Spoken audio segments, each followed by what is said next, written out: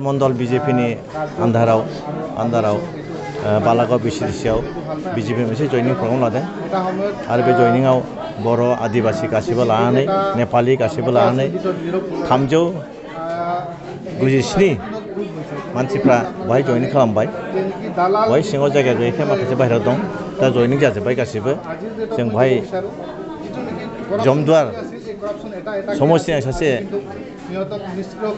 बिजाथि बा थान्दै हिसाबै EM हिसाबै आं गोसोआव जोबोद गोजोननाय मोन्दों आरो आसा खालामदों जों उनाव बिदिनो खामानि मावगोन। आरो दिनै आं बेवहाय साबसिन गोजोननाय मोनबावदों आंजों गोदोनिफ्राय खामानि मावग्रा दिलीप पाउडेल आरो सासे जोंनि बारग' चेयारमेन आरो पिटार हासदा बिसोर दिनै बिजेपिआव जयेन जाफैबाय। जोबोद गोजोनथाव बाथ्रा। बिथांमोना BPFनि नेतामोन, आसानिबो नेतामोन, गासिबो नेतामोन बिथांमोना दिनै जयेन जाफिनबाय। जोबोद मोजां जादों आरो दिनैहाय जों आसा खालामदों जोंनि बे जयनिंआ ओरैनो थांनाय नङा।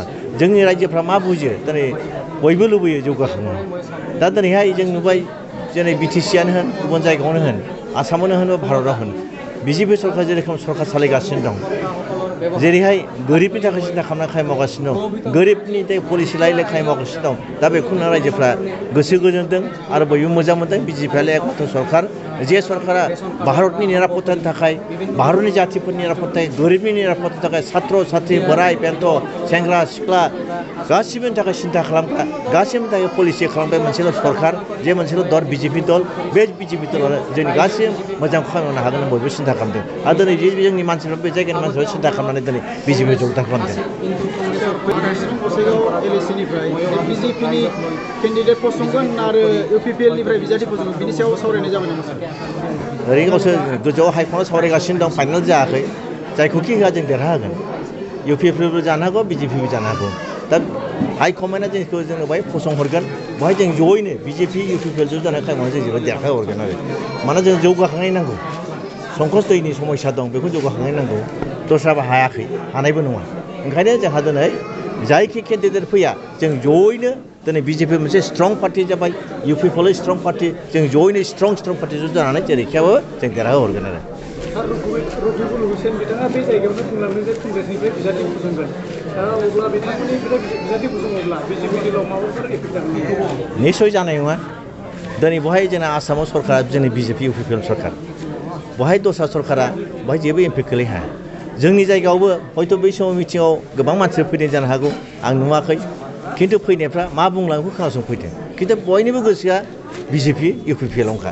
ओंखायनो बिसोर जायखौखि केन्डिडेट होआ, कंग्रेसआ दा जोंनाव खामाय गैया। जोंहा सरकार दङ अलरेडि। बाय इलेक्सनाव नोंथांमोना बयबो मिथिगौ, बाय इलेक्सनाव जाय सरकार दं बेनो देरहाखायो। बबेबा मोनसे जायगायावल' उसुबिदाफ्रावल' हयथ' दस्रा रोखोम जायो, खिन्थु मेनलि बाय इलेक्सनाव सरकारनि पार्टियानो देरहाखायो। दा जोंनावथ' थांनाय बाराव जों बाहाय जों गोबां भट मोन्दोंमोन, खिन्थु जों देरहानो हायाखै। थेवब्लाबो एबार जोंना स्ट्रंगार जाबाय आरो। थांनाय बाराव BPFआ देरहादोंमोन। दिनैहाय जों नुबाय बे BPFनि जेसेबां मानसिफोर बाय 70% बर' मानसि बा आदिबासि मानसि बा मुस्लिम मानसि गासिबो जोंना बिजेपिआव जयेन खालामजोब्बाय। दा होमब्ला UPPL बा हनै माबाया जेनेबा कंग्रेसआ बहाय मारै देरहानो? कंग्रेसआथ' गैखाया।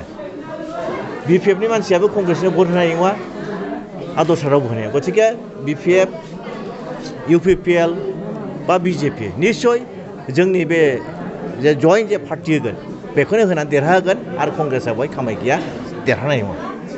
মই আগতে ছাত্ৰ সংগঠনতো আছিলোঁ, তাৰপিছত মই পাৰ্টি BPF পাৰ্টি আছিলোঁ, চেণ্ট্ৰেল মেম্বাৰ। তাৰপাছত মই BPF ৰিজেণ্ট কৰি ইলেকশ্যনো খেলিছিলোঁ শ্ৰীৰামপুৰ সমষ্টিত নিৰ্দলীয় পাৰ্টি হিচাপে। কিন্তু আজি যিটো নেকি বিজেপিৰ কাৰ্যকলাপ আৰু যিটো নেকি সিহঁতৰ আদৰ্শ সেইটো ভাল পাই মই আজি বিজেপিত জইন কৰিছোঁ।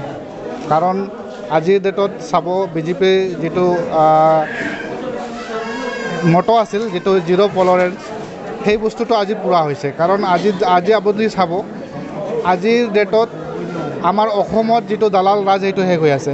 প্ৰত্যেকটো জেগাত আপুনি গ'লে আগতে দালাল আছিলে, এতিয়া কিন্তু যিটো আমাৰ CMৰ নেতৃত্বত এনেকৈ এটা কাম ভাল চলি আছে, যিটো নেকি আমাৰ অসমত নিকা আৰু সততা এটা মানে এই বস্তুটো আজি আহি গৈছে।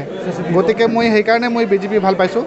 আৰু বিজেপিৰ কিছুমান কাৰ্যকলাপ মানে আচৰিত ধৰণৰ যেনেকৈ মই জম্মু কাশ্মীৰৰ কথাটো কওঁ আৰু তেনেকৈ বহুত উদাহৰণ আছে